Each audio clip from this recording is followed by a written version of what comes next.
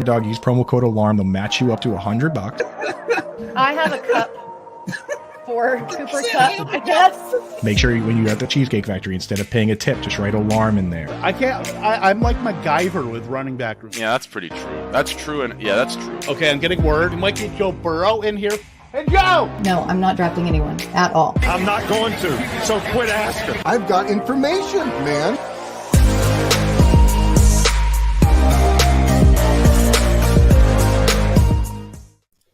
Ladies and gentlemen, it is Wednesday. It is lightning round. It is Kevin Tompkins. It is Britt Flynn. It is Andrew Cooper. How we doing? I'll let Phenomenal. Coop go first. All right, I was gonna go first. I thought he was frozen for a second. I'm fired up, dude. Yeah. Nah, I'm feeling good, man. 4 weeks in. This is week 5, right? This is such a beautiful week especially for analysts, because like we get 5 weeks of data where everyone, unless they get hurt, everyone's playing, and then the bye weeks come, right? So this is our big week to be like, here's how it all stacks up when everyone's playing. After this, it turns into you have to do points per game and per snap and all that stuff. But as of now, we can continue the counting snaps. I love week 5. It's the biggest sample size we're going to get of everybody playing. And then it turns into chaos. So week 5 is the last good one, if you ask me. And Britt, how are you doing? I'm good. It's been crazy. Some leagues are like very, very good, and other leagues are not so great. But that's the beauty of fantasy football. And it seems to me like there haven't really been a ton of selections on the waiver wire yet, which is really strange because usually by week 5, there's this waiver wire stud. And this week we're out there like promoting or arguing between Mike Boone and Latavius Murray. So, this year's been very weird in that aspect, but yeah, that's what we do it for, right? I got some leagues where I have no fab left, and I have some leagues where I'm ready to drop the fab bomb if that guy comes up. But you're right, Britt, that guy hasn't quite come up. Every once in a while, the guy comes up, but you're right, the guy has not come up. Real quick, roundabout, like what kind of injury would it take for the guy to come up this week? We don't want to predict, but I mean, like, if Saquon Barkley went down, Matt Breida would be the guy, in my opinion. I don't think he would be the guy though, because like look at how New York's offense has functioned so far this season, and then hasn't. Right, exactly. And then you look at Daniel Jones, and their receiving core is just a disaster. So I don't even think that is the guy in the way that it typically has been. But is Matt Breida that bad? I think he might be all right, unless you're a Gary Brightwell type of fan. I mean, he might be Kev, you a Brightwell guy? I'm not a Brightwell guy. I'm an Elijah Penny guy. Those days have long since. Ooh, here's a spicy one, dude. Dame Overboard, aka the Overlord. Penny goes down. Unleash the White Walkers. Well, it's funny we talk about we really haven't had the waiver. I mean, we already had it, and we kind of glossed over it. It's been Jeff Wilson.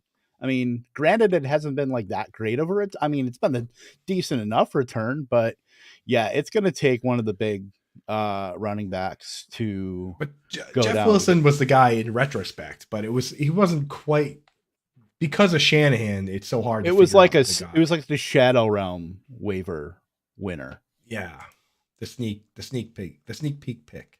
Yeah, but like, yeah, and the thing is, there's a lot of them that like Javonte goes down, people have Melvin. Zeke goes down, people have Pollard. So there's not a lot of guys floating around out there that are. Yeah, like Eckler goes down. We've seen it where it's been a committee, and then you could probably throw, Spiller in there eventually. Samaje Perine? I mean, if Najee goes down, yeah, I would say Jalen Warren is probably going to get a lot of fab dollars to his name. I'll tell you right now about Jalen Warren. There's no player I've watched clips of pass blocking more than Jalen Warren. Have you seen those? More clips? Than Isaiah Pacheco?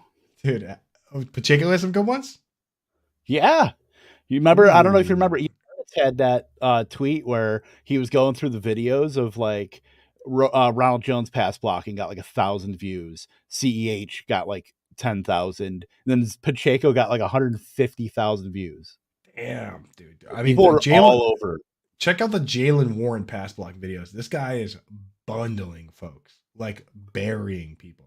He is a killer back there, which, I mean, coaches Maybe love they that. should have him out pass blocking in all the time because that offensive line looks like garbage. Honestly, Has he that's thought? not Has crazy. he thought about a high protein diet? Maybe he could get up to like 290, 300 pounds. Oh, look out, Kyle Juszczyk. Watch your back, dog. I could But, say, I mean, you know it's what? not crazy to do 2 running backs. Your Packers have been doing it. I saw that like what was it, like 86 running back snaps in a 70 snap game? That's a lot of running backs. Yeah, man. I mean, a lot of that's heft out there. I mean, that's their game too. They run out the 2 running backs. They run out 74 tight ends. I mean, it's not quite a Service Academy offense, but you know, it's getting there. So, you know, if they're winning, you know, all power to them. But, you know, we're looking at the Bears and Falcons, who are like going back to the black and white television, the games only broadcast on the radio, that kind of offense, and they're not winning. So, well, I mean, the Falcons are 2-2, but I don't project them to win many more games. But yeah, the Packers are doing it and winning. That's a complete difference from what Chicago and Atlanta are doing. I There's will a hot one from Dame real quick. That'd be a hundo spot, I think, for me. If Rachaad White is out there, if playoff Lenny goes down. I mean, the thing is, he's already rostered in a lot of leagues, though. Like, I mean, True. people in the leagues we play in, but I mean, I also have leagues where he's not held. I have leagues. I mean, I have a that's true. 14-man league where I almost dropped him.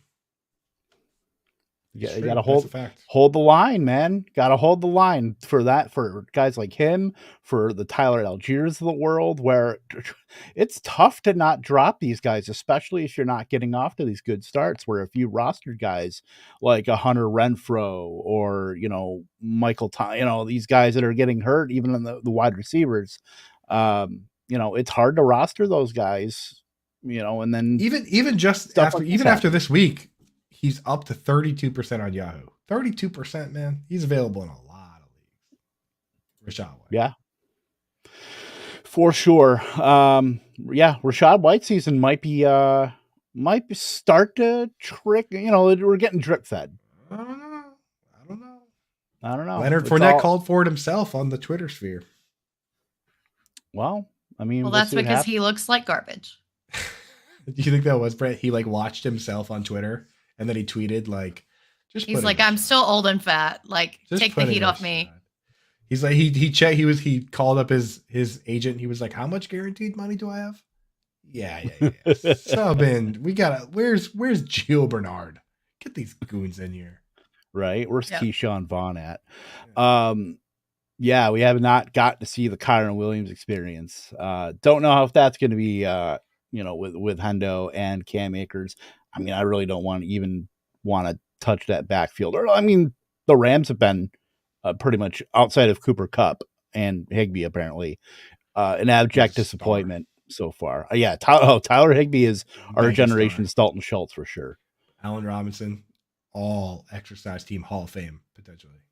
Hey, Operation Shutdown, year 2, we're looking at it. But, you know, we talked about, we're getting that big sample size, you know, 4 or 5 weeks here. Let's kind of talk about just the conclusions that we can make through at least this 4 weeks of football that we've gotten through. Britt, just, you know, your most confident conclusion that you can draw from the first 4 weeks of the NFL season. Well, everybody seems to steer away in their fantasy football drafts from people who are on, quote, bad or mediocre teams. That has not been the case this season.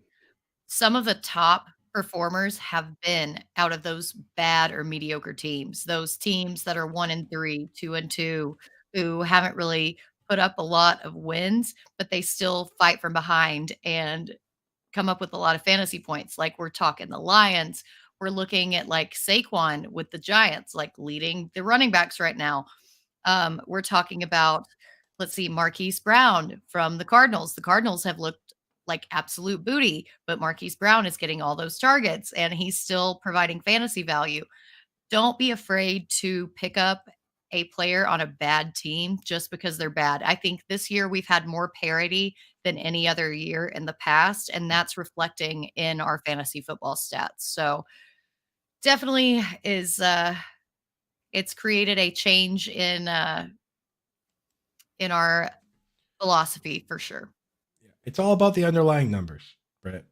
You're right. It's that, like, forget the records. Like, it's not about that. It's about who's playing the snaps, what team is actually running a good number of snaps, and what you can expect, right? So if it's predictable, we want those guys. Like, we've seen, I mean, Allen Robinson was good once upon a time with Blake Bortles in straight garbage time.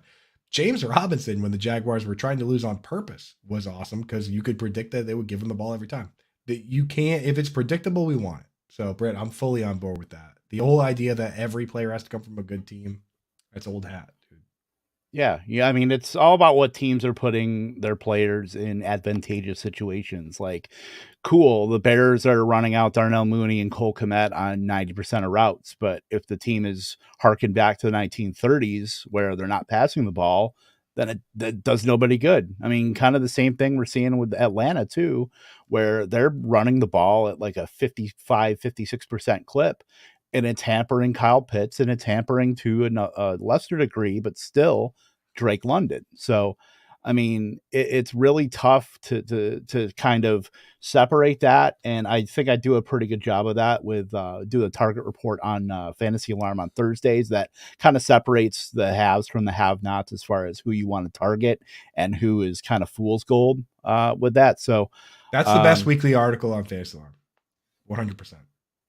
Well, thank you. The article you do is the best. I mean, dude, it is 100% the best article on the website. Like, there's no question. You know, like, anyone that goes and looks at that, if you haven't, go and look at it. Last week's is this week's isn't out yet, right? It's coming out tomorrow. Yeah, go look at last week's and you'll gain a ton of info, and then look at this week's too when it comes out tomorrow, because that is a phenomenal article, the best, dude. Phenomenal. Chef's kiss. Jim Rome. Phenomenal. Rugula. Just Rugula. A great article though, dude. 100%, dude. Thanks, dude. Let's go to James in Santee Beach. No, Coop, what about you? Your most confident conclusion after 4 weeks? I mean, dude, so I like it seems pretty clear now. We've kind of, there's been whispers, right? And there's, we've seen it happen multiple times where, Cam Newton comes out, just wins the league. Lamar Jackson wins the league. There are now teams embracing the mobile quarterback to a degree that these guys are winning leagues. And dude, Jalen Hurts, how many touchdown passes do you think he has without looking? He's quarterback 3 overall. Yeah, probably 6 or 7. They played 4 games. He has 4. Still, okay. It doesn't matter. It doesn't matter. If you're running the ball the way he's running the ball, it doesn't matter, dude. So they're the new running backs. And the thing about that comes with that, these guys get hurt. Last year, every quarterback that ran on purpose, so like design runs, got hurt except for Josh Allen. Like, go through the list. Even Trey Lance broke his finger, right? Jalen Hurts rolled his ankle. Dak Prescott got hurt. Like, even Russell Wilson got hurt. He doesn't really run that much. Like, the mobile quarterback is the bet. Make sure you know what you're doing if your guy goes down, though, because that's the world we live in now, man. Like, Jalen Hurts is on pace to shatter a record set by Lamar Jackson that I didn't think would be even ever put up. 170 carries, and Jalen Hurts is on pace for like 200 and some. So just know that, like, that guy can win you your league, but you have to have a backup plan. It's no longer crazy to have 2 quarterbacks if you have one of these mobile quarterbacks. So keep that in mind. Like, not everybody, we thought Cam Newton was invincible. That turned out not to be true. So just be very careful with it. But I think in the near future, there are going to be seasons where in the first round, we are taking Lamar Jackson or we're taking Jalen Hurts, because, I mean, there's positional scarcity is one thing, but points are points. And these guys are putting up puntos. Yeah. Like, I'm going to look right now. The Underdog Fantasy, by the way, is doing their best ball resurrection right now. By the way, use promo code ALARM for up to a $100 deposit match on your first initial deposit. But it's keep in mind, this is not super flex. Lamar Jackson has an ADP of 9. Yeah, I'll Josh draft right Allen now. 10. Like Yeah. these quarterbacks, I mean, it's a shortened season that starts in week 6 as far as the actual tabulation of stats, but like quarterbacks are already just such an advantage to have. Like Well, I yeah. I think we can also say, like, we mentioned Saquon Barkley earlier. Saquon is the number one running back right now, but he's got like 96.8 points, something like that. Like, it is the lowest number one running back total that we have seen in a very long time. The bar for positional players has been lowered extensively. And it seemed like this year that the only reliable position has been quarterback, specifically those rushing quarterbacks. So I can totally see why those guys are going off that early, especially in a shortened season. Yeah, it's only going to be a matter of time before we're, drafting 6, 7, 8 wide receivers, and it's the way of the league where it's gravitating toward the pass Stop catchers. trying to peel this back to some sort of zero RB trash nonsense, dude. This is supposed to be about Geno Smith going in the second round and, the future, the real future of the league, okay? I had to Real try, future. right? Did you put the dark? Did you just put the dark thing on purpose? That's your dark. No, zero, but that was the actually zero, 'cause the dark zero RB. Well, I'm actually the dark mode on underdog, so that just kind of was a happy accident with that. But I mean, you might be right though. You might be right, but at the same time, man, it's all relative, man. You're gonna, unless your league only starting one running back, you're gonna need those horses, man. Well, or you're going to have to be more in tune with who is getting what part of the rushing role if it's going to be a committee, like who's going to be getting. We did this in 2020, and everybody and their uncle was saying, "I'm going zero RB next year. We have to go zero RB." And then Alvin Kamara scored 6 touchdowns, and everyone was like, "Did I say zero RB?" No, dude, I totally said hero. I said hero, right? That's a thing. That's a thing, right? Pete Overzet? Yeah, for sure, dude. Like that's totally a thing. So we had to flip the script a little bit there. Pat Crane, a little curveball. It's all right. We do hero RB now. Yeah, we're fully in tune. My most confident conclusion after 4 weeks: rookies, regardless. Running backs, wide receivers, scampers. I will get a laundry basket and put you underneath it and put a bowling ball on top. That First like kitty of all, jail. Dude, that's the entire industry's cat there. You'd be in big Pete is going to be coming after me, by the way. Right. I can take it. I'm a man. I'm 40. At this point, almost. The FSWA would be coming after you. That's an industry cat. That's a Hall of Fame chat cat. Yeah, I got to look over my shoulder for Andy Barron, so I better not do that. Chris Sellers always with the knives, always with the daggers in the chat. I mean, I don't know about that. I mean, you still got Stephon Diggs. You still got Jefferson. Yeah, I mean, I'd say they're paying off. I tweeted this out today with 2 different sets of numbers. All right. Diggs, Jefferson. What I have to say about go on underdog. Sorry, wrong one. Wow. I meant to play this one. True, and yeah, that's pretty true. That's true, and yeah, that's true. That's true. That's true. That's pretty true.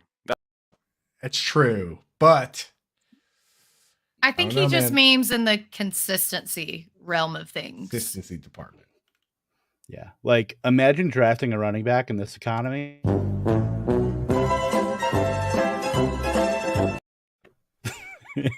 I had to do that. There are some stars out there, man. The usual suspects.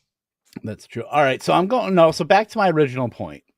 Rookies are one of the best returns on investment that you can have. I mean, look at Garrett Wilson, Drake London. I mean, these guys you're getting later on in like the 6th down to like the 8th, 9th round. Chris Olave, Chris Olave's a star right now. Even like the Damian Pierces of the world before he just absolutely shot up. it's even the rookie. I mean, now you're looking at like Kenny Pickett possibly starting, and who knows? And he was essentially free, like especially the wide receivers, because it doesn't seem like it's taking as long for them to make an impact. Traylon Burks, RIP his turf toe. We'll see you in a couple weeks, buddy. I'm sorry, Britt. But yeah, like rookies are one of the best investments that you can get. I mean, you can grab like the 4th and 5th round wide receivers, or, you can get your elite quarterback and get your Jalen Hurts, get your Lamar Jackson, do what you got to do, and then get these rookie wide receivers and just stack them up. And, you're able to put these guys in your lineup. And if you're strong everywhere else, like not only are you benefiting now, but you're going to benefit later when these guys finally, get more time, doing what they do, gaining more route share, becoming the more focal points of their offenses. So I will probably not stray from that as long as we have a decent crop of rookies. I mean, Romeo Dubs you could get in the teens. So give me the rookie wide receivers and sprinkle in some rookie running backs too, because now we're seeing like the Rashad Whites and Tyler Algiers. Like I said, the Damian Pierces, those guys are starting to make some waves and becoming fantasy relevant very quickly. I just feel like this class, especially of wide receivers, was exceptionally good. I don't think that we can put that as a be all end all going forward, like for future drafts. Like, yes, there always are rookies who are going to be good, but I feel like this class, especially, like everyone is going off. So that's the only thing I would say about that. Like, I would be a little cautious going forward about, pinning your hopes and dreams on every rookie going off.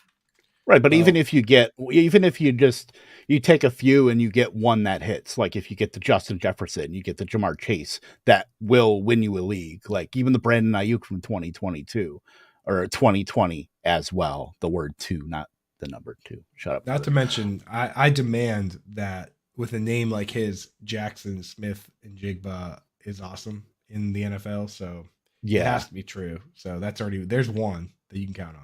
Marvin Harrison Jr. Well, yeah, the 2023 class. Jordan Addison.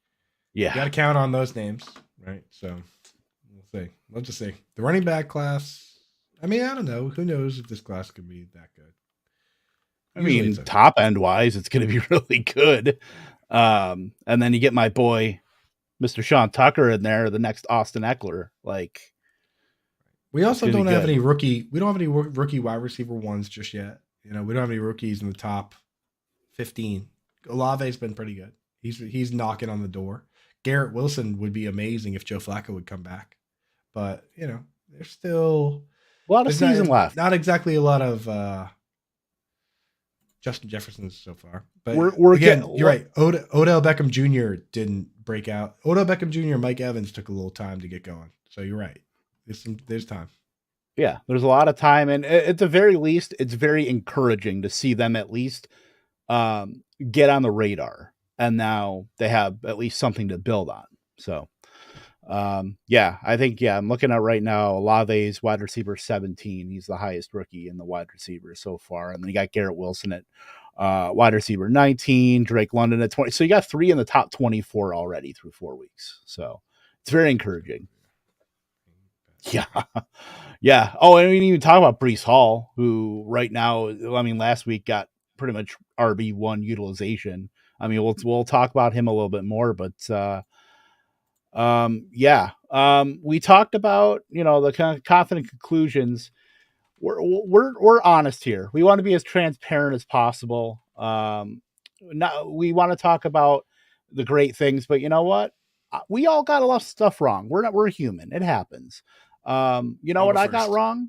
No, go ahead, Coop. Let me go first because I got one wrong. I truly thought that Josh McDaniels was going to come over and bring over the Erhard Perkins system. I talked about it for quite some time on multiple channels. That is the Hufflepuff Gryffindor. The Hufflepuff Gryffindor system, which, in New England, there's never been a back in 20 years now that's had 200 plus carries and 35 plus receptions, which are high bars for either guy, but they don't care. Josh Jacobs is the dude. Like clearly this past week, he played an absurd snap share. He played what was it, 67 of 75 snaps, which is unheard of for a running back. That's 90% snap share. Like nobody's doing that. Like, so he's locked in, man. He's dialed in. He's playing the pass plays. He played 34 pass plays. Just insane usage for Josh Jacobs. And Josh Jacobs, I mean, like at this point, like I was so off him in the offseason because I thought he was going to be like a Damian Harris, only playing pass downs. I'm at this point, honestly, ranking him ahead of Alvin Kamara. Ranking him ahead of guys. Dude, he's close to being ranked ahead of DeAndre Swift. DeAndre Swift is hurt. Like, and Jamal Williams getting the goal line. He's getting all the high leverage plays. Third down, goal line, first down. Like he's the dude. So, and you have to respect his ability because he's always been a good player. It's just the usage hasn't been good. So I was super wrong on that. Faded him. Don't have him in a single league. Not one. But I'd be willing to trade for him. I'd be willing to trade a lot for him. So that's where I was at. So, Josh so Jacobs, Coop, I admit I was crazy wrong on Josh Jacobs. so Coop, are you trying to say I've got that? information, man. New shit has come to light. That, you know what? Maybe that was Belichick's offense. Like, I guess. I don't know. But, like, geez, dude. Super wrong on Jacobs. Congratulations to anyone that got Jacobs because he is looking like a wagon. Yeah, not a bad time to do it because I mean, dude's gonna get paid too because he's a free agent. They didn't pick up his fifth-year option, and then then they just decide we'll give you every carry. They're DeMarco Murraying him, which is amazing for fantasy football. Who cares if they run him in the ground? Run all my dudes in the ground, dude. I'm trying to win a championship. Yeah, I think he's RB7, but like Jamal Williams is RB6, so he's gonna finish ahead of Jamal Williams. Clyde Edwards-Helaire is RB4. He's gonna finish ahead of Clyde Edwards-Helaire. Top 5, easily within the range of outcomes, right? I don't know, man. I don't know. Feeling good about it. We'll see. We'll just see if McDaniels keeps running with this or if he decides to get cute. But I did write in the hot takes article that I do think that Jacobs is entering RB1 territory and will stay there for a while. So I'm saying he's RB1 for me, and he might be top 6, dude. He might be, dude. I'm having a hard time figuring out who would go ahead. Would you? Saquon goes ahead. Chubb goes ahead. We all nod on those. Yeah, Eckler goes ahead. McCaffrey? Yeah. Probably. Yeah. So Last that's week 3. was encouraging as far as actually using him how he should be. Okay, used. so Derrick Henry. Yeah. He got 5 targets, right? So that's 4. And then Eckler, probably full PPR. Yes or no? It's right there. Yeah. Yes. Ahead. Absolutely. Right? So, okay. So then after that, like if you go by who has the most points, Clyde Edwards-Helaire, I'm gonna go no. Jamal Williams is gonna be no.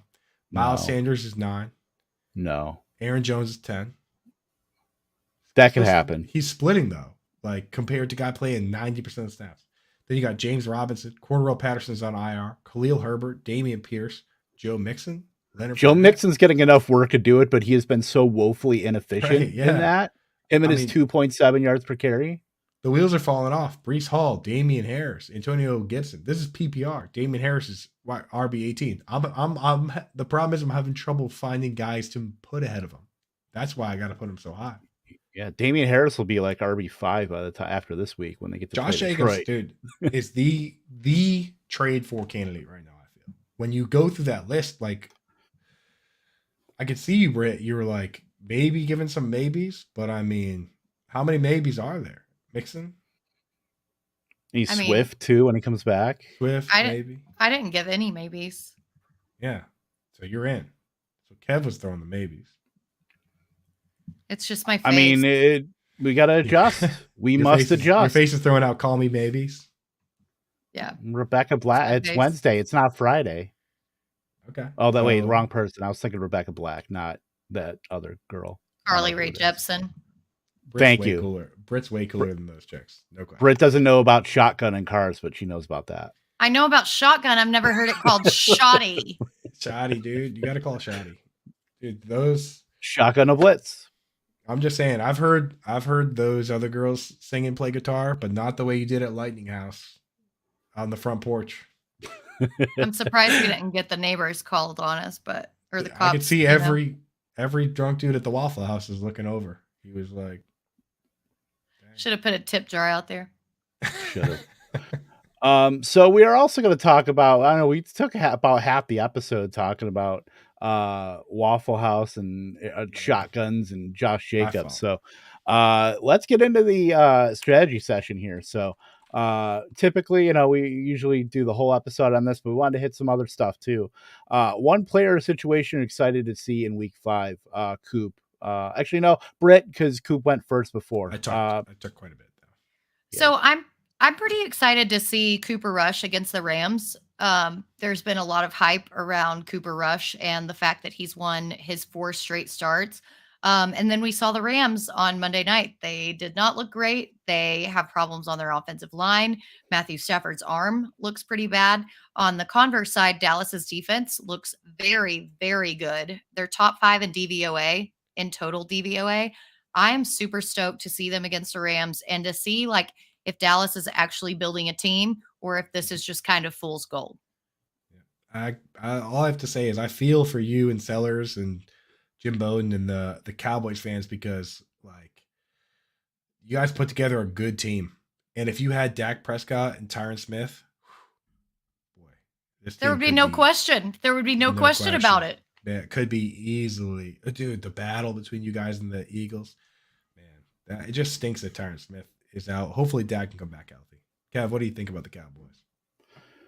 I mean, I like him. That's there really hasn't been that much of a drop off from Dak Prescott to Cooper Rush, and you know, usually you see the backup quarterbacks, you know, target the wide receiver 5 in most instances, but he's kept CeeDee Lamb afloat, which is great for fantasy. I mean, we were kind of RIPing him as soon as Dak went down, but you know, I would say you have to be pleasantly surprised with how well CeeDee Lamb is done with Cooper Rush. And I think, you know, Cooper Rush is setting himself to be the next quarterback of the Carolina Panthers to fail at this point. But with Michael Gallup back now, he caught a touchdown. The fact that he ran 83% of routes is really encouraging for him and how they feel about his trajectory. I mean, Noah Brown is probably I don't know if he's going to fade completely into the background, but he just becomes more volatile in fantasy now, just based on having another mouth to feed there. And then obviously Dalton Schultz has come back. He didn't really do much, 3 catchless targets last week, but I mean, they're set up right now to do some stuff, you know, even with Cooper Rush. And then when Dak Prescott gets back, they might be just a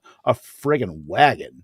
Like, I think still them and the Eagles, that's going to be a battle. I'm fully in on it. And maybe if they want to give my boy Peyton Hendershot a little run, I'm down with that too. Give him a Hendershot.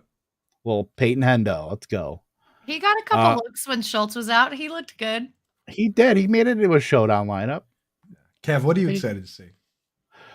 I'm excited for my man, the rookie that I probably drafted the most, and he is a running back, believe it or not. Excuse me. It's Breece Hall. I mean, just the way that he was utilized last week. I mean, you're looking at already RB1 usage out of him. I mean, he's taken put Michael Carter back in the shed, and right now, I was a little worried with Zach Wilson coming in instead of Flacco, but Breece Hall still saw 6 targets. He ran, you know, set almost 66% of snaps, over 60% of the routes. Everything that you wanted to see out of Breece Hall I just didn't think it would come this quickly. That's what she said. But I'm sorry. Just bonk me for that. But yeah, I am very excited about Breece Hall. Yeah, I know. It is what it is. Sometimes, you know, if you get a layup, a full court layup, you got to just take it. Just picture the situation where she's like still referencing it. She's like, well, you know, I didn't think she's pointing at it. Oh, that's a good one. That's a good one. What do you think, Britt? Breece Hall. Yeah. My brain is scrambled, but no, he outtouched Michael Carter. I think it was something like 27-13 last week. And that is even with Zach Wilson back.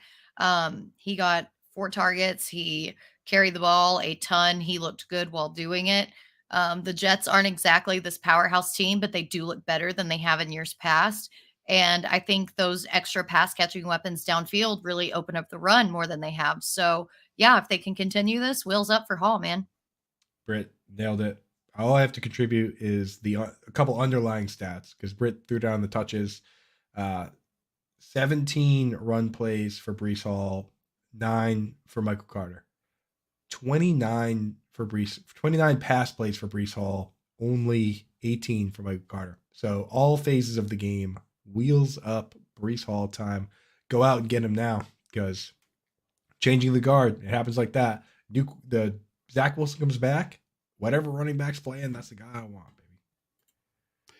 Yeah. And well, the thing is, we saw a little bit of that in week 3, just because it was very even between those two. And Brees Hall had kind of a slight edge. So we were hoping that it wasn't that kind of aberration. It's really good to see that just the pendulum swinging back the other way for him. So this is probably your only shot to get Brees Hall at a moderate value, because if he blows up, if he has like 120 total yard, 2 touchdown game, that window is shut. 100%. All right. So Mine's we got easy. I'll throw mine out there real quick, Yeah. dude. Excited to see J.K. Dobbins. Like everything we saw from him before he got hurt in 2020 that we loved, that we love about Nick Chubb, that we love about Derrick Henry, the breakaway run rate, the broken tackles, the explosiveness. We saw that this week. 39% of his runs again this week, breakaway run rate. That's literally exactly where he picked off in 2020. So, like, if he's going to do that, whoever stashed him, hid him, kept him, you put him right in your lineup this week. You got to, right? Yeah. Like, hey, if you didn't start him last week, so much Dobbins too, man. Can't be upset about not starting him last week. You did the right thing. First game back, you know. You like, it blows my mind that people that root against players that are on their bench. It's like, dude, you still have that guy. You know what I mean? Like, Yeah, you need him to go off. Right. You're rooting for that. You're rooting for everybody on your bench in your starts. Like, start him this week. He looked awesome. Amazing. Yep, 100% agree. I love him. I love that we finally saw that he came back and the utilization was there. The goal line work was there. Like everything that we needed and that we believed that he was going to be was there. So that confirms the entire reason that you drafted him. So, yeah, from a high value touch perspective, I mean, he got pretty much all of them out of the running back group. Want to see his underlying stuff. You know, he only played 50% of the snaps, but that should come up a bit. Same with the routes. I mean, he still got 4 targets, so that was pretty efficient there. 4 targets from Greg Roman? Bruh. What's that? It's like 4 targets in a Greg Roman offense. That's like 1 million targets, bro. Like, that really is. That's like that might as well be a 15 target game. Seriously though, like that's more than you could pot. Like when you drafted him, you were hoping for 2 targets a game, which would have been right. And that might be an aberration. That'd still be like 30. I mean, 2 targets a game in the new season is 34 targets. I mean, right. That's what we were expecting. 4 targets a game for this guy. Yeah, if we can like sneak in like 40, I'm not a big 50, math guy, but that's like $1 billion. Yeah, if we can sneak in 40 to 50 by the end of the season, I think we're looking good here. So yeah, the things that we're nervous about in week 5, and I will start this. I originally had the Dolphins with Teddy Bridgewater, and I am very concerned about that. I am very concerned about Joe Mixon.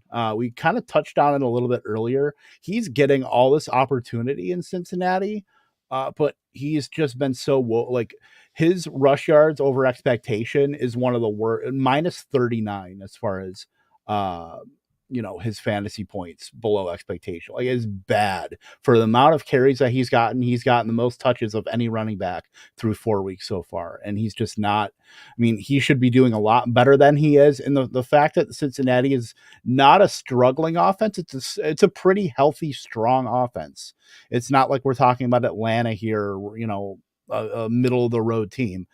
The Bengals should be able to open that up a little bit. And you can probably point to the offensive line not being the greatest with Joe Mixon right now and them being a bit more pass happy. But still, I mean, Joe Mixon should be able to capitalize on the opportunities afforded to him. And unless he... You're looking at some hoping for positive regression from him, but I'm still very worried about if he can't convert. I mean, he's never really been an efficiency guy anyway. He's been doing this on just pure volume. Like think like a rich man's David Montgomery. Maybe not so much in the target department, but just a guy that's always just survived on pure, unadulterated volume from rushing the ball. I'm worried, and I know we drafted him in the second round. Well, I shouldn't say we because I didn't, but yeah, I'm worried. Well, if I just wanted to say, like, before last season, everyone was like, "No, I'm out on Joe Mixon," because he was so efficient. Like his entire career in the NFL was extremely efficient. He had this one good year last year, and then everybody's like, "I'm all in on him."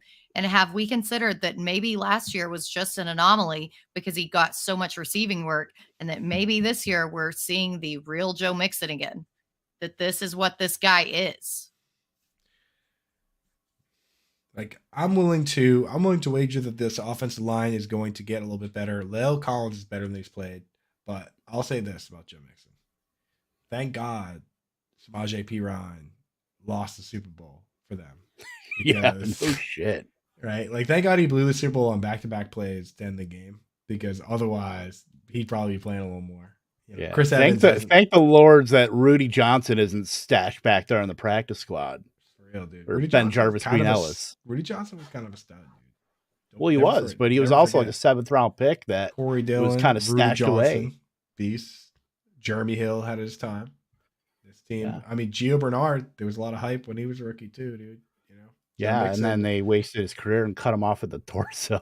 Joe Mixon's the chosen one, so what are you gonna say? Yeah, tough times for the old Cincinnati running back. You know what? Better days could be ahead. I mean, who knows? Dude. What is he? He's like RB. He's like RB. Like, I mean, based on the touches that he's gotten and the inefficiency, he should be like RB2 right now. He's gonna be fine, dude. 2.7 yards per carry, not a big deal. No, it's fine. Probably that's only like, go back and look up Reggie Cobb for the Tampa Bay Buccaneers. Like some of the worst efficiency from running backs in NFL history. Like, I think he had 2,000-yard seasons, and I think he was like right at 3 yards per carry. Like, it was so bad. I think Coop's looking it up right now. I heard it. I'm actually looking up Mike Tolbert because I think that's probably about comparable yards per carry. Or like late stage Lamar Miller. Mike Tolbert averaged 2.1 yards per carry one season. Even Mike Tolbert's been more efficient than 3.8 yards per carry. Mike Tolbert, dude, much better than Joe Mixon, but he's still RB15. He's getting all the touches. I mean, come on, find a new slate. Yeah. Right, Britt, what do you got? Yeah. So I'm very nervous about the Giants going up against the Packers in London. Not only have they lost their quarterback and even brought somebody up from the practice squad, they have zero depth on their receiving core. Kenny Galladay is basically a ghost for spooky season at this point. Kadarius Toney can't get out on the field, nor can rookie Wan'Dale Robinson. They just lost Sterling Shepard. Last week they had Saquon running the Wildcat for a few plays. Like, they are so in need of depth. What are they going to do? I'm terrified about that game. Yeah, I mean, like, they are literally out of their depth. David Sills, Darius Slayton, it's getting pretty gnarly. I mean, I'll tell you right now, whatever wide receiver is available, Kadarius Toney or Wan'Dale Robinson, I'm in. Will Fuller. Yeah, maybe, dude. Will Fuller definitely. There's something going on behind the scenes. He's not. Yeah. I saw too many pictures of him. I don't want to speculate, but I will. I saw too many pictures of him at that gym where DeAndre Hopkins works out to trust Will Fuller these days. If you know what I'm saying, and you know what I'm saying. So I think there's a reason why Will Fuller is not being signed by a team, and it's not because he hurt his finger last year. So just saying on that. But yeah, Davis Webb throwing at David Sills. Talk about FanDuel. Nasty. That sounds like week 18 or some dude preseason. Yeah, some dude in New Jersey is gonna win so much money on FanDuel. Giants fan 42069's punching air and with enthusiasm. I was kind of on the Tanner Hudson wagon.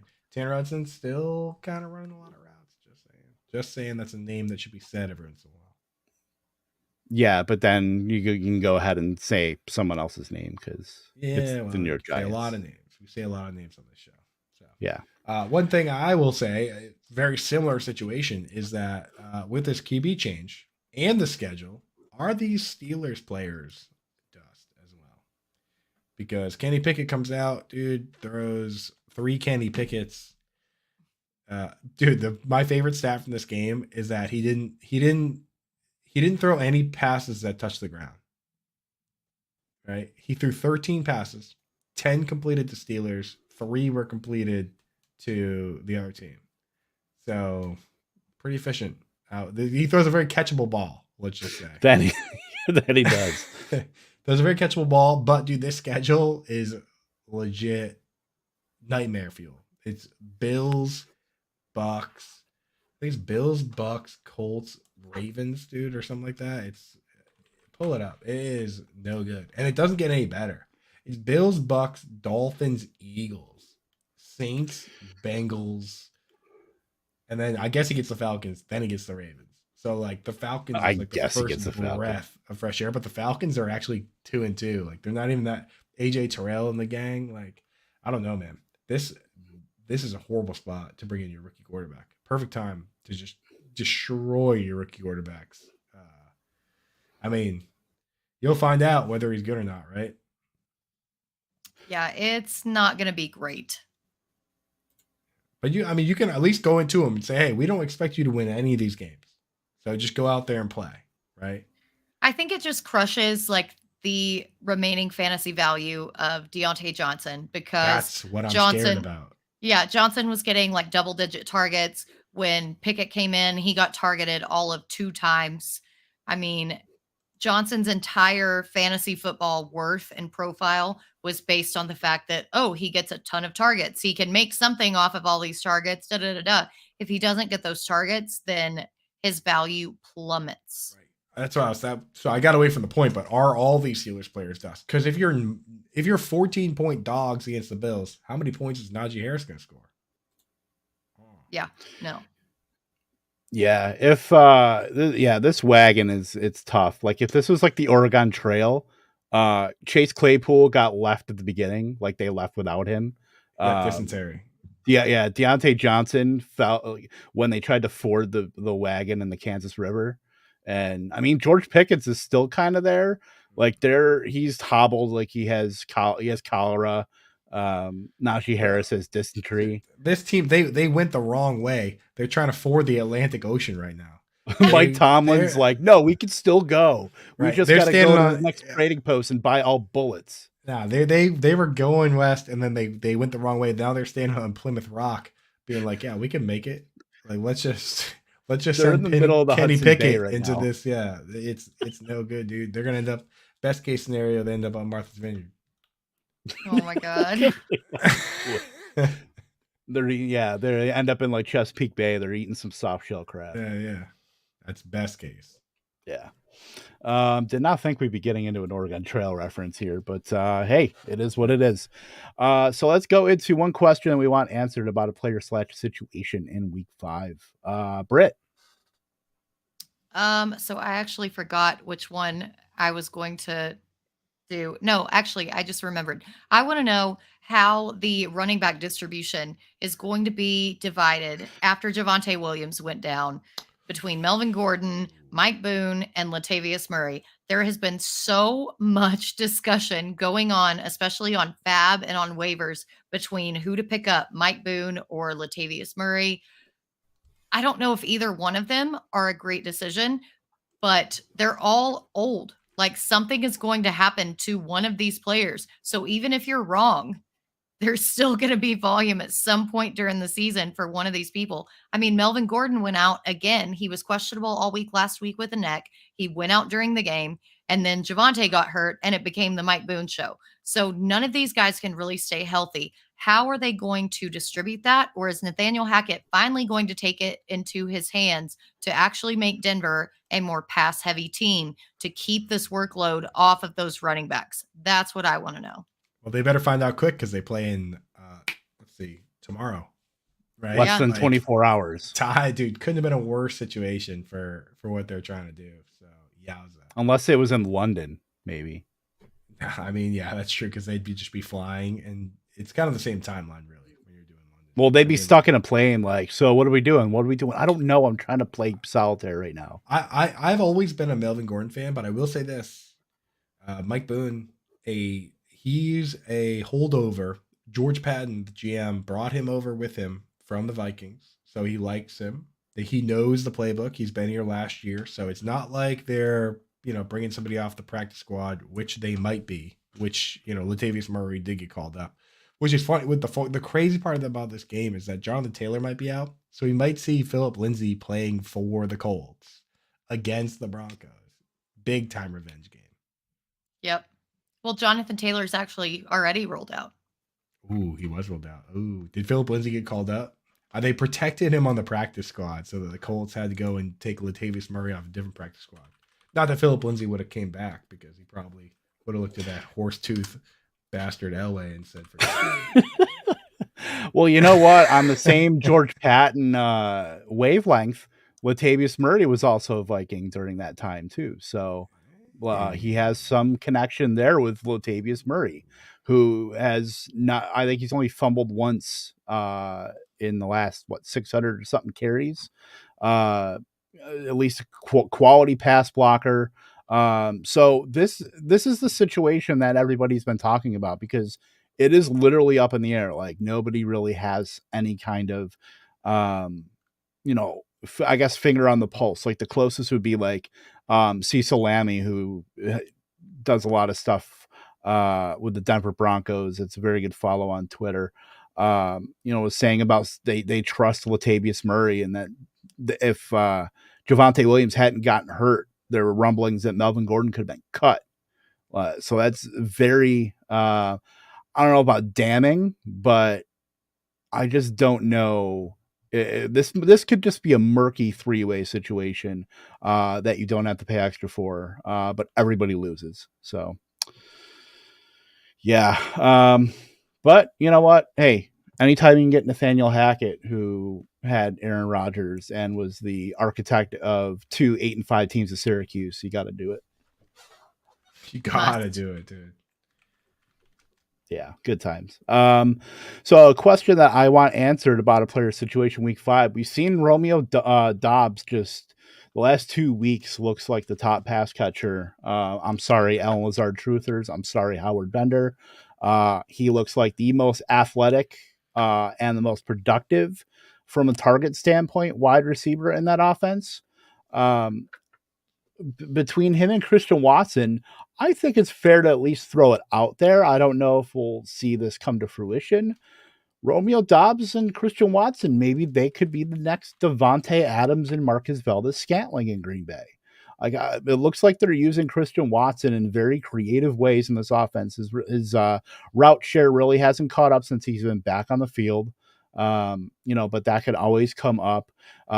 Green Bay, they love to throw to the olds with Randall Cobb and when he was playing Sammy Watkins. But I'm very encouraged by the fact that Dobbs has already just hammered out 93-94% of the routes in Green Bay alongside Lazard. And then they're making an effort to get Christian Watson involved. They're not just throwing him out there and letting him run go routes, which is great. I mean, they're putting him in motion.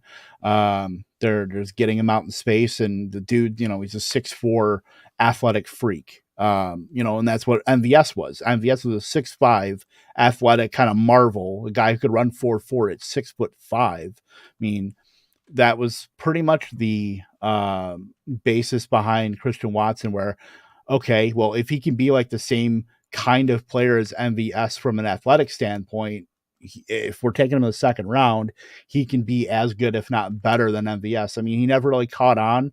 Literally, pun intended with that, because he was literally a coin flip whenever you threw the ball to him.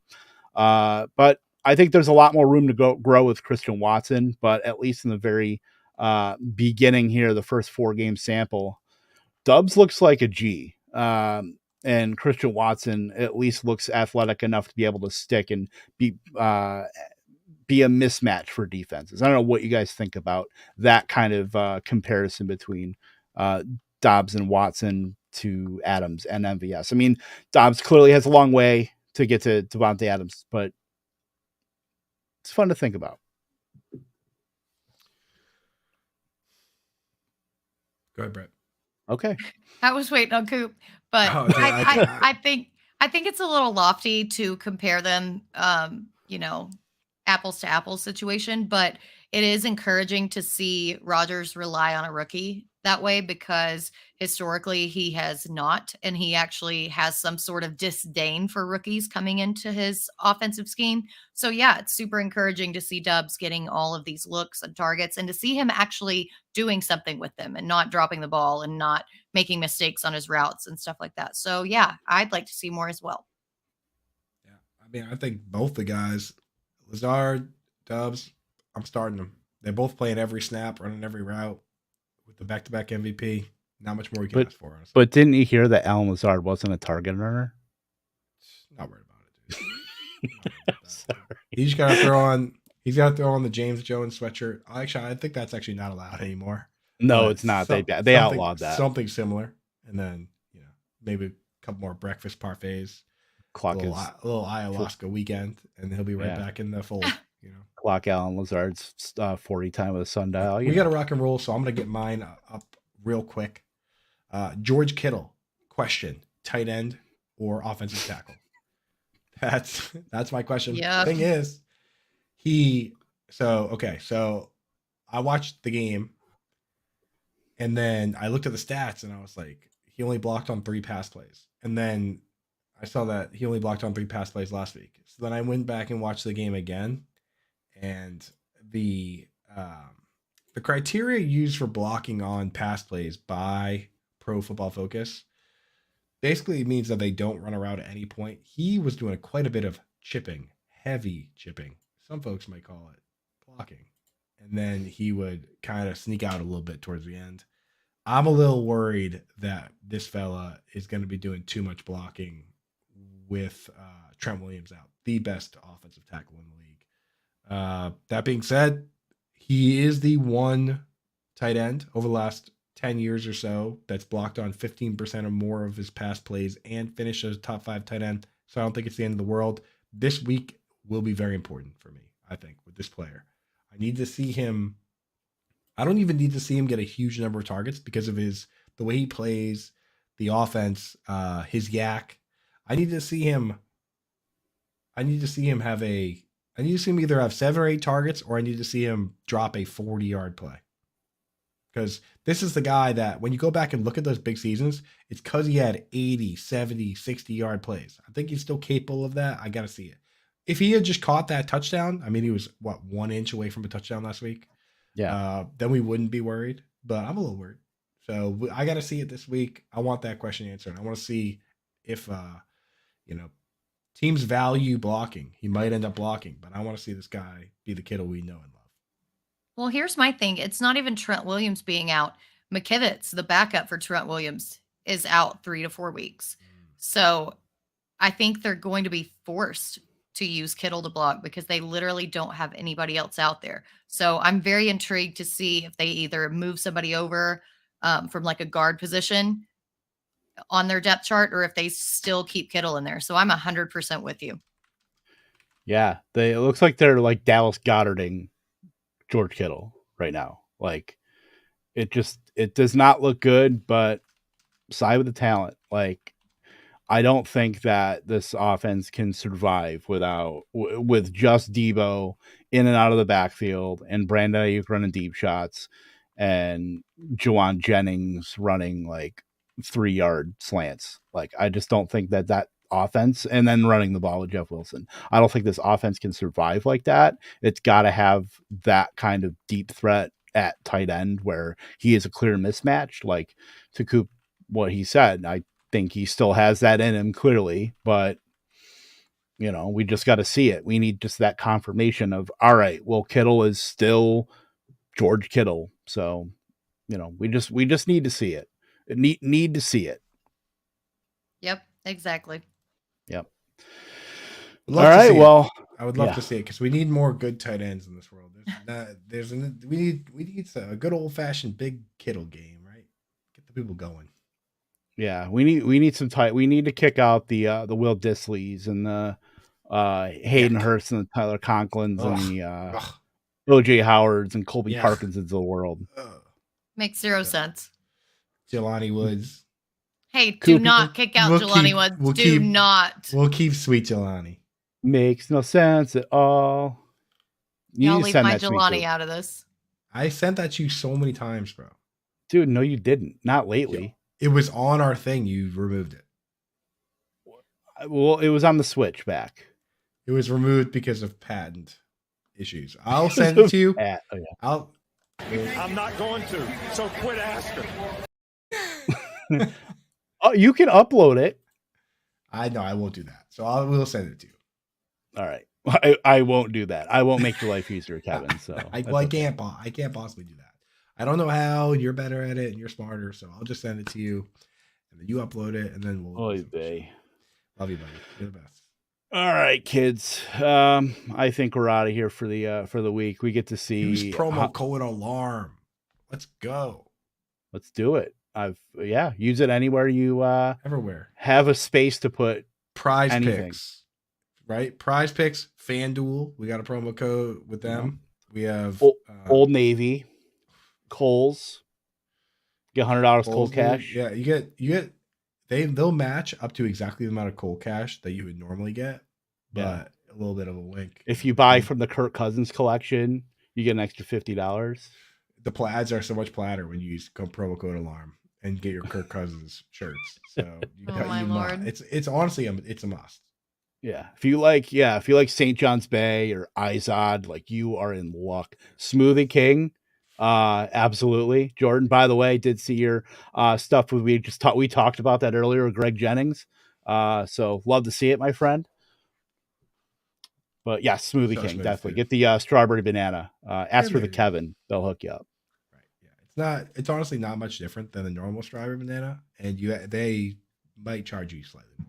But you'll be supporting That is the show. goat flavor of smoothies, by the way.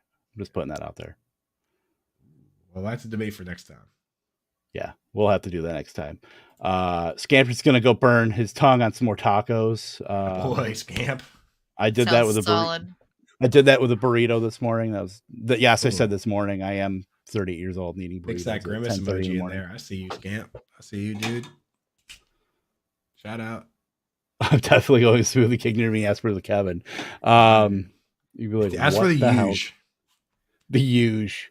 Just add a little zhuzh to that, and I think it'd be good. I got a huge. I'll have the huge, a side of Kev, and promo code Fantasy Alarm. They'll know. They'll take care of you. Yeah, absolutely. All right, we are out of here. We will get maybe some answers about Denver's backfield in about 22 hours from now. So use promo code Alarm anywhere you can get it. Anything else, Britt and Coop, before we get out of here? That's it. I'm good. All right. Well, for Britt, for Coop, I am Kevin Tompkins, and we will say, you know what? I will say it because I think I've passed it on to you guys last couple weeks.